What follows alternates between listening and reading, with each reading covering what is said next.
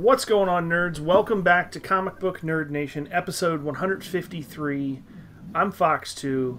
Pirate is in Canada, so he's not with us, but we got Topher. Eh? And What's that about? the whole F and Brian. You stole my boot. Now I'm just gonna go hi. Is that a red Darth Vader on the wall behind you? No, it's oh yeah, my nephew's colored it in. Oh, okay. Might want to work with them on watching some more Star Wars. I did. Just After the fact. yeah, so Pirate is off in the Great White North, Wilderness. I guess. I don't know. Whatever. Being That sounds a little racist. How being could you? used and abused by his employer. I can say that because I don't work there anymore. Mm-hmm. They have no power here. That was a shitty Lord of the Rings reference, but that's all right. Oh, is that what that was? Yeah. What the hell yeah. accent was that? You have no Yeah, that sounded like power Arnold. I thought you were going yeah, back to the. it did, yeah. I never claimed to be a voice actor, though, in all fairness. All right, let's just dive right in. This may be a little bit of a short episode. Not a ton of news this week, but We're not diving into the shallow end. We might hurt ourselves. I feel like you probably did that at some point, didn't you? No, It's a good way to get your head. I wasn't crushed much of a diver. I was more of a can opener guy. Okay, fair enough. Well, The Walking Dead. I don't watch it. Kind of lost interest at some point. It was just a little too repetitive for me. But I loved the first couple seasons. Brian, on the other hand, definitely wants to talk about The Walking Dead. So, spoiler alert for anybody that... Yeah, if you haven't watched it by now, shame on you. If you, The first I got so episode, many shows. season premiere. Well, this was the big. Everybody who was pissed off last year of how it ended. How did it end got- last year? Fill me in. I didn't watch it. Well, last year, the last season's ending was just Jeffrey Dean Morgan showing up, coming out of an RV, and pronouncing himself as Negan, and kind of like, this is my shit. You're gonna work for me. You're gonna supply my group, and then basically tries to make an example out of them, and he's doing his eeny meeny miny mo straight out of the comics to see who to make an example out of, and then it cuts with him clubbing somebody over the head, but instead of seeing who it was more like the camera angle was more of a perspective from whoever that was, and you see him swing and blood dripping from It was like a first-person perspective, so Yeah. you see him pointing at you and then beating you over the head, and then just like blood trickles down over the screen, and you don't know who it was that just got whacked. Well, tell us who got whacked. which people got whacked. So it started out that it was Abraham, the redhead dude with the handlebar mustache from a couple seasons ago, who was like kind of like the big tough army dude, and yeah, and then Daryl got all pissed off and tried to charge after him, which didn't sit so well with Negan because he had already told them if anybody moves, he was going to have to retaliate, and so he turns and whack! There goes another one. Daryl died? Nope. Not Daryl. Glenn, straight out of the comic books. Like, I don't think you could get any more, like, better Frame from the for source frame. material. Yeah. Just frame for frame, like, right out of the books, to the way that he hits him twice over the head and stops for a little bit, enough time for Glenn with his bulging eye and indent on his head to try to get out words to Maggie, telling her he loves her. And it was just like, everybody I've talked to about the episode was always like, females were like, oh, so sad. Like, the friends I was watching with were speechless. I kind of, because, I've been reading the comics ever since, like, basically almost issue 1. I just like I cheered because it was so identical to the comics that I thought it was like it was awesome in a morbid way, I guess. But yeah, just it was so like gross and intense that you're just like, oh fuck. So Glenn is gone now, huh? Yep. Is that it? Just those two? Was that the big like? Is that why everybody's all fucking butthurt all over Facebook and shit? It was also a very powerful. They like degrade Rick. Negan degrades Rick so bad that you just like you could just see it in Andrew Lincoln's face, who plays Rick. That you kind of feel for him because psychologically breaking him. Yeah, he's like just going in on him, and he's just like, there's a part towards the end of the episode where he's just like, you're gonna do something. I'm gonna make you do something, and he like takes Carl from the lineup, Rick's son, and he's just like, you're gonna cut your own son's arm off, and Rick's just like freaking out so bad. And then his son's just like, just do it. Just do it. And then Negan pulls him away and he's like, no, you're not going to do it. And you could just see on Rick's face that he's just like, he's just broken. And it was done so well that you feel like how fucked up Rick is getting. And he's just like, we're not going to mess with these guys anymore. I'm not the big tough leader that you've seen for 7 seasons. I think part of the reason why I'm not as into The Walking Dead anymore, and this might be part of the reason why some people like it, but at first it was really good because it was like survival in the sense of like surviving from the zombies, and it had that very like immediate post-apocalyptic feel, and now it's evolved into the to the point where like the zombies aren't really a huge threat anymore, like hardly at all. Now it's other people, and it just feels to me more like a really strange soap opera almost. Like it's now more about like relationships and like the ups and downs of the relationships and like. See, but isn't that like, a comic book? Like, correct me if I'm wrong, but comic books are basically never ending, if they're I done. don't disagree with that statement, but comic books are basically soap operas where, like there is a status quo of some sorts, but then there's constantly just a stream of villains, that you get the story becomes how the character, the character development of how they deal with, each different villain as the story arcs progress. So, I mean, it's very comic book in nature. No, I agree. I agree with that statement. I think that for me, it's like, I think of Walking Dead, I think of a zombie show. Well, like, realistically now, at this point, like, the zombies really aren't, like, they're not even a major factor in the show anymore. Like, when the show started out, it was badass because, like, at any moment, something crazy could happen involving zombies, and, like, they had to figure it out, and, like, all this. And I get that you have to progress past that because you can't just do that same thing over and over and over. But I think that it just kind of lost its appeal to me because of the fact that, like, when I want to watch, like, if I wanted to watch Walking Dead, I want to see a zombie show. Now it's really more of like a post-apocalyptic survival show. It's not like, it doesn't have anything to do with zombies so much anymore. I mean, yes, they're in there, but they're like an afterthought at this point. I understand what you're saying, and it's, for a lot of people, it's like that. For a lot of people, like, they like the show, and then they get to the episodes where it just drags out for no reason.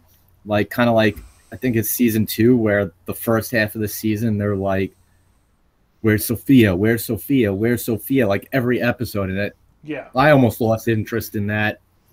But like reading the comics, like it's the same way. It kind of, everything takes a sidestep to the main characters. I mean, it's more fucked up and grisly in the comic book because they could do that. and they could only do so much on a cable television show. But it's more about the whole title is a play on words to like it's more about the people because they are the Walking Dead. It's not more like, oh, you actually have Walking Dead, and it's about their story on how they're dealing with all this and how they're able to have relationships during all this. And then the biggest threat is the other people trying to survive and want what everybody else has and stuff like that. I mean, you don't get that in zombie movies because there's only 2 hours, so it's more about, people evading and dealing with zombies. But in something that's been on for 7 years, it focuses more on the people against people and how they're dealing with each other. If in season 7 they were still just killing zombies. Yeah, no, I agree completely with that. And I think, and that's why, like, I'm okay with the direction that it went. Like, just saying, for me, it's not really, like, that interesting anymore. Like, that's why I kind of just fell off after, I don't remember, like, 3 or 4 seasons. I just kind of, I could tell that it was going a direction to where, like, they got to the point where, like, essentially they were safe from the zombies 95% of the time, and the biggest threats were, like, revolving around human relationships. And I just wasn't for me, per se. I get why people watch it. I get why people still like it, and that's fine. I just not really, like, if I want to watch, I would prefer personally to go back and rewatch the first season as opposed to getting caught up on the new stuff. Well, I still think the first season's the best. Even as early as season 2, like with Shane and everything going on, with him trying to get somebody eaten when they're at the school with the buses and shit, and like just gonna shoot you in the leg so I can get away. Yeah, there was stuff even as early as season 2 that was basically like, oh no, for sure. It's a dangerous world, but the real danger can be how like living humans can react and change to it, and cause problems that leave you vulnerable in such a dangerous world, and so, like, I don't know, like, the last few seasons have been some of the best in my opinion. Like, there was a time there where it kind of slowed down and was like, okay, like, and it felt like it was dragging for a while. I feel like the last 2 or 3 seasons though have been really good. But, like, to talk about, like, for, like, your example in, like, with season 2 or whatever, where Shane shoots the guy in the leg and, like, tries to get them eaten so that he can get away, like, I get what you're saying, but at the same time, it's like he did that because of the imminent danger of zombies. Now it's not real. That's not, like, the motivating factor there was still zombies. Whereas, like, at least where I left off, I can't really speak to the last several seasons, but, like, where I left off, like, the motivating factor didn't really have anything to do with zombies at all. It had to do with, like, the mayor, for example.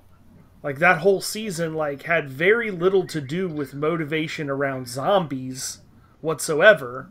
The governor, you mean? The governor. Yeah, governor, yeah. Sorry. The mayor. Yeah, whatever. So, like, it had this slow, gradual shift, and I get why they did that. I see why they have to do that, and I have nothing against that, but, like, to me, it was more entertaining and more watchable when the main motivating factor for everybody's actions, regardless of what those actions were because of the imminent threat of the zombies getting them. Now it's like, oh, well, we got to hide in this fucking whatever because we've got all these people out here with machine guns and trucks and fucking... And it's like, okay, that's cool, but, like, I could go watch Rambo. The zombies are still a threat. I mean, like, in last season, it started out with, like, they've got this, safe-ish zone, the settlement that they've got that they're trying to, I mean, you know, like, oh, maybe this can be our next base. And like there's a giant horde of zombies like that they have to, like, it's this huge zombie horde that like is so big that it's just going to knock the walls down, you know. And so like, you know, they're still trying to figure out how do we survive a giant horde of zombies that can, like, I guess, but like the last episode that I remember seeing, they were like walking down the middle of the road and just like taking turns, like walking over to the side of the road and like whacking the zombies in the head with whatever utensil they had. And it was just like, you want to get this one? Yeah, I'll get this one. When you say utensil, they've gotten a lot. I feel like somebody has like a ladle and just smacking people. Yeah, I mean, that's basically what it was like. Do you want to handle this one? No, why don't you go ahead and handle this one? It's like, there's no threat there. Like, nobody's worried about that. They've definitely gotten better at doing it. So, you know, like zombies in the open, but there are plenty of cases of people still dying to zombies because they get careless in the field. And one of the plot points of last season was, you know, they meet this, you know, conclave of survivors who are in this like walled off area, and they're like completely sheltered and they don't really know what life is like out there, you know. And so like they're trying to express, you know, like how dangerous it is, and just because they're used to it doesn't mean it's not a threat. And you have to see like the newcomers, you know, who have never actually been out there, you know, like a couple times they're out there in the wilderness stuck, and like, you know, it is a huge threat and everything again. So, you know, I mean, they kind of tackle that a little bit in the show, but to your point, there are a few times where, like, one of the things that drives me nuts about the show, like one of the biggest criticisms I would have, is just how they deal with zombies at an individual level sometimes. Like, sometimes there'll be somebody who can't get, you know, within 5 feet of somebody because it's like, oh god, they got me, and they just like, you know, the zombie all of a sudden, like, you know, has freak strength and is like, you know, just rips their face off, you know, with its jaws. And other times they'll be like wrestling with two of them, and like they'll just be able to shove them off, and the zombie will just be like hovering over top of them, like all menacing, like, and they can sit there and wrestle with it for like 4 minutes, reaching for a screwdriver before they can get it through the head. It's like, wait, so are they things that you can just shrug? Like, they're just inconsistent sometimes with how, you know, how much it takes to kill one and get one off of you, and how strong they are. And it just seems like, you know, it very much depends on what are they wanting to happen to this character in the story right now, and that depends on how strong, you know, that determines what the zombie's abilities are. Yeah, a lot of zombie things likes to include some zombie bullshit. Zombies should just be decaying bags of meat that shuffle, and they don't get you because you're not paying attention. I like the, you know, I like the fast zombie, model that 28 Days Later used, you know, where like, the rage zombie. Yeah, like where, you know, if they see you, they just like take off at a full run after you and have like ridiculously good stamina. You know, like I'm okay with that, because that to me is scarier. That's a bigger threat. That's more, you know, like oh fuck. What's the World War Z zombies? Yeah, you know, that's like way freakier than like the slow and shuffling. Like, okay, got all day. They're over there. Yeah, it's gonna be a problem at some point. Let me finish my pancakes and you know, maybe read a book, and I have to move maybe that way half a block and sometime in the next 4 hours, you know, and then I'll be fine. You know, like that's, you know, I want them to be threatening and sudden and, you know, like startling. Yeah. But my biggest problem with the season premiere wasn't anything that had to do with the season premiere, but more asshole people's reaction to it. Like, I don't get still why in this day and age, like the morning after, like I was a little bit behind and hadn't finished watching last season yet, so I didn't even know that there was a shitty cliffhanger for 3 months, you know. But like I was a little behind, and I'm like, oh yeah, I'm gonna catch up this week. Literally the morning after, I happened to be on Facebook for like 30 seconds, and all you could see were just fucking pictures of like Glenn with his face smashed in and his eyeball popping out, and and there was one of Harambe leading Abraham and Glenn into heaven and shit, and I'm like, well, that's kind of amusing in retrospect, like I thought people had gotten better about, like flooding the internet with spoilers, like Of minutes course after not. something goes down. And so Everybody I'm kind of does it. pissed off Even like because things you follow will post it. They'll say spoiler warnings, but they'll have a big picture for the article with what happens. yeah, and I've gotten better about not going on the internet if I can't watch something right away, about not going on, like, reading articles on sites that I know we're going to have links to stories like that. But I mean, even in my own damn friends feed, I've been betrayed by my own friends. Assholes. It kind of sucks because so yeah, I the whole wondering, oh no, who got killed, like I got it spoiled for me before I even actually had a chance to see the episode To and know they enjoy were it. in danger. So it was still a very well acted episode. I thought, like, I'm kind of surprised because I went and read some reviews of it, and like it did not get favorable reviews on the internet. Like, several sites gave it like the worst rating of any episode in the series history, and I'm honestly really surprised at that because I thought it was a pretty powerful episode. Yet it's being reported. I saw all those too. Yet it's being reported that it's got like a high watch rating. Yeah, like the AV Club, I normally really like their reviews. They gave, the season finale of last season a C, which is the lowest rating they had ever given the show up to that point, and then they gave this premiere a C minus. Hmm. I guess they said it was too violent, like it was basically like gore porn for an hour and a half, and that it was needlessly long, and they criticized the fact that 15 minutes into the episode and 2 commercial breaks later, they still hadn't actually revealed who died. Oh yeah. Hmm. I was fine with that. I thought it was a little bit more suspenseful that they didn't just be like, here's I your was answer. I was okay with the gradual reveal because you kind of have to build up the suspense again. Like, people haven't watched this show in 3 months, unless you're streaming them all on Netflix, right before you watch it.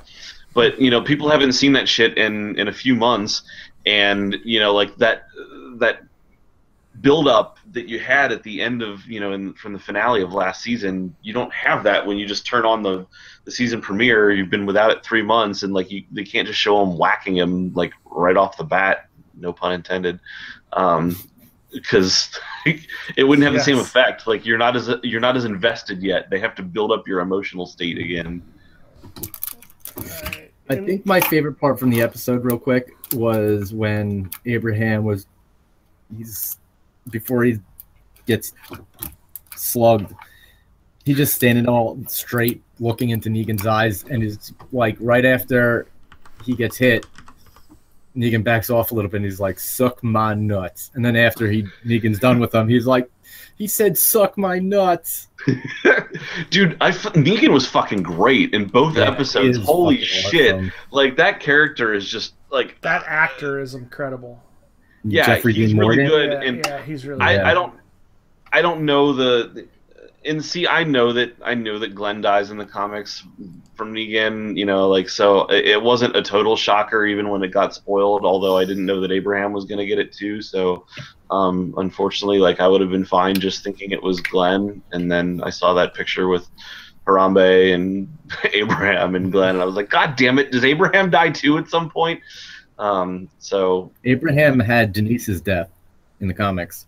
yeah. Arrow to the eye. Yeah, I saw that in something I was reading last night after I watched it. But oh well. Yeah, I mean, I thought yeah, him as that character was, I mean, I'm gonna enjoy this season if it's gonna, I mean, if he's gonna be, he's got billing. He was in the opening credits, so I mean, he's gonna be a I would pretty assume he's major going to be. character this season. In the so, comics, Negan is not dead yet. wow. That's all I'll say. In our next bit of news, did you guys see that the Deadpool director Tim Miller quit over creative differences with Ryan What? Reynolds. Yeah. No, I did not. It was reportedly, it was over the choice of who to play Cable. See, I don't know why I don't know why there's even a choice. You should pick the fucking dude from Avatar. yeah, that's what I think too. But they are also filming like 6 more Avatar movies as we speak. Yeah. All in a The row. dude from Mad Men, I heard was on some people's short list too. Yeah, they're also trying to pick It looks like they're gonna an actress for Domino. It looks like they're leaning towards David Leitch, which was a co-director of John Wick, to take Tim Miller's play place. Cable? No, to take Tim Miller's place. It was a joke. See, I had this discussion. Me and one of my friends talked about this when we saw it pop up. But to me, I think the director should have just stayed out of it. You know, the movie he was a good director. He directed the first one. It was amazing, but he's just a director. He does the directing of the movie. This whole movie thing, you know, happened because Ryan Reynolds wanted to happen, pushed it to happen. Do you think this will have a negative effect on the movie, though? No, I think we got what we got because of Ryan Reynolds. I think it was all because of him. He pushed the movie. I wouldn't doubt he released that animated clip that got the movie, the execs at Fox to pick it up, do the movie. Yeah, I thought it was well directed, but I feel like the script was kind of the primary. Yeah. You know, what the primary basis for the movie being as good as it was. Just let Ryan Reynolds do what he did for the first one and produce it, and just the director just needs to shut the fuck up and direct. Well, that sounds like what they're leaning towards doing. So we'll see. We'll just have to wait and see how it pans out, obviously. We talked about this a little bit last week when we watched the Logan trailer. We all suspected this, but X-23 has been confirmed in the Logan movie. I don't know. I didn't take the time to find out if they talked about who would be playing Logan or X-23. I'm sorry. I think it's Hugh Jackman. Trailer. You still think it's the girl in the trailer? Yeah. Yeah. But I thought we determined that she had too many claws. Well, that scene doesn't show her. It just shows the claws and Hugh Jackman. But that scene does, after people pointed out to me, it looks like there's too many claws. But I don't... Or, it's Fox, so they could be giving X-23 3 claws. Yeah, they could have gave... It is the girl. Why stick to the source material? James Mangold, the director of the movie, has confirmed that the little girl, I think they called her Laura. Yes. That's is at least partially based on Laura Kinney, X-23. So I wonder if they give her Dakin's claws instead of the claws set up that X-23 had in the comics. And that's more what it's looking like. Yeah. Because, I mean, if you saw, it looked like they were like 3 in a triangle formation. If you look at that picture. So yeah, because it does in the comics. She has 2 claws in her hand, and then 2 that come out of her feet. Yeah, which is I always thought was weird, but I guess if you're a nimble girl, you can kick high, and it's like a hidden. I guess I can't kick that high. Yeah, I always thought it was weird that if she's a clone, why doesn't she have 3 claws in her hands? Well, Logan doesn't have a claw on his foot. Like a clone's a clone, yeah. Apparently not. A different kind. Of course, I guess they also managed to make her a female clone because that's science. Well, they put Wolverine's a bitch. That's why. Yeah, it's not just Wolverine's DNA in her; it was her surrogate mother's that she ended up murdering.